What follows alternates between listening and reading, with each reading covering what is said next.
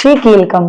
तो चलिए आज पाठ करते हैं दुर्गा जी के कीलक मंत्र, कीलक स्तोत्र का, जिसे श्री कीलकम कहते हैं। ओम नमः चंडिकाय। इस विनियोग मंत्र को पढ़ने से पूर्व हाथ में जल ले लें। ओमकार रूपी परमात्मा का स्मरण करके इस श्री कीलक मंत्र, जिसके ऋषि शिव हैं, अनुष्टप छंद है, श्री महासरस्वती देवता है, उसका श्री जगदम्बा की प्रसन्नता के लिए सप्तशती पाठ के अंग के रूप में जप कार्य में विनियोग किया जाता है।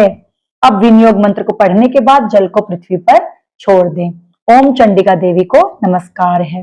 मार्कंडेय जी कहते हैं, विशुद्ध ज्ञान ही जिनका शरीर है, तीनों वेद ही जिनके तीन दिव्य नेत्र हैं, जो कल्याण प्राप्ति के हेतु हैं तथा अपने मस्तक पर अर्धचंद्र का मुकुट धारण करते हैं, उन भगवान शिव को नमस्कार है। मंत्रों का जो अभिकीलक है, अर्थात मंत्रों की सिद्धि में विघ्न उपस्थित करने वाले शाप रूपी कीलक का जो निवारण करने वाला है, उस सप्तशती स्तोत्र को संपूर्ण रूप से जानना चाहिए। यद्यपि सप्तशती के अतिरिक्त अन्य मंत्रों के जप में भी जो निरंतर लगा रहता है, वह भी कल्याण का भागी होता है। उसके सभी उच्चाटन आदि कर्म सिद्ध होते हैं तथा उसे समस्त दुर्लभ वस्तुओं की भी प्राप्ति हो जाती है।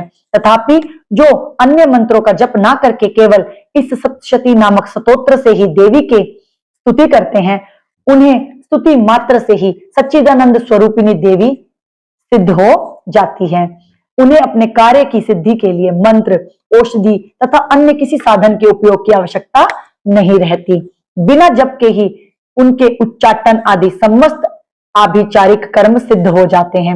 इतना ही नहीं, उनकी संपूर्ण अभिष्ट वस्तुएं भी सिद्ध होती हैं। लोगों के मन में यह शंका थी कि जब केवल सप्तशती की उपासना से अथवा सप्तशती को छोड़कर अन्य मंत्रों की उपासना से भी समान रूप से सब कार्य सिद्ध होते हैं, तब इनमें श्रेष्ठ कौन सा साधन है।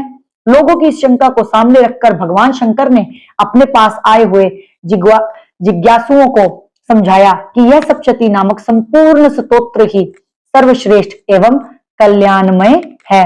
तदनंतर भगवती चंडिका के सप्तशती नामक स्तोत्र को महादेव जी ने गुप्त कर दिया। सप्तशती के पाठ से जो पुण्य प्राप्त होता है, उसकी कभी समाप्ति नहीं होती, किंतु अन्य मंत्रों के जप जन्य पुण्य की समाप्ति हो जाती है। अंततः भगवान शिव ने अन्य मंत्रों की उपेक्षा जो सप्तशती की ही श्रेष्ठता का निर्णय किया, उसे यथार्थ ही जानना चाहिए।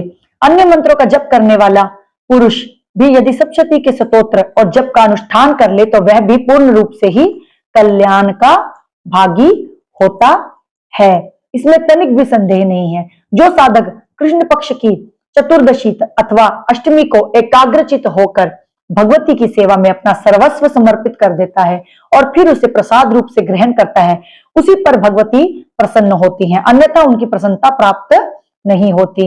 इस प्रकार सिद्धि के प्रतिबंधक रूप कील के द्वारा महादेव जी ने इस स्तोत्र को कीलित कर रखा है। जो पूर्वोक्त रीति से निष्कीलिन करके इस सप्तशती स्तोत्र का प्रतिदिन स्पष्ट उच्चारण पूर्वक पाठ करता है, वह मनुष्य सिद्ध हो जाता है, वही देवी का पार्षद होता है और वही गंधर्व भी होता है। सर्वत्र विचरते रहने पर भी इस संसार में उसे कहीं भी भय नहीं होता। वह अपमृत्यु के वश में नहीं पड़ता तथा देह त्यागने के अनंतर मोक्ष प्राप्त कर लेता है। अंतः कीलक को जानकर उसका परिहार करके ही सप्तशती का पाठ आरंभ करें।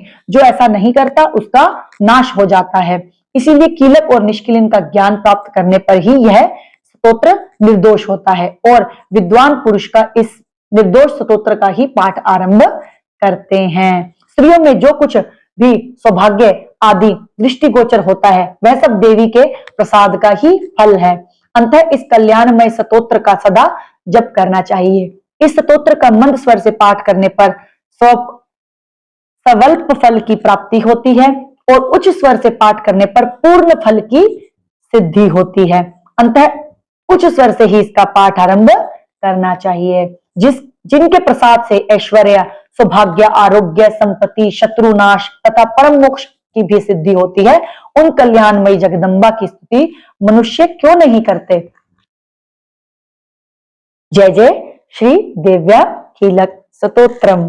तो इस कीलक स्तोत्र में शिव जी ने इस कीलक स्तोत्र की लाभ बताए हैं। इस कीलक स्तोत्र को क्यों करना चाहिए ये बताया है कि इसको करे बिना आप अगर दुर्गा सप्तशती का पाठ करते हैं तो वो निष्फल माना जाता है। तो इस कीलक स्तोत्र को जरूर पढ़ें सप्तशती के पाठ को पढ़ने से पहले।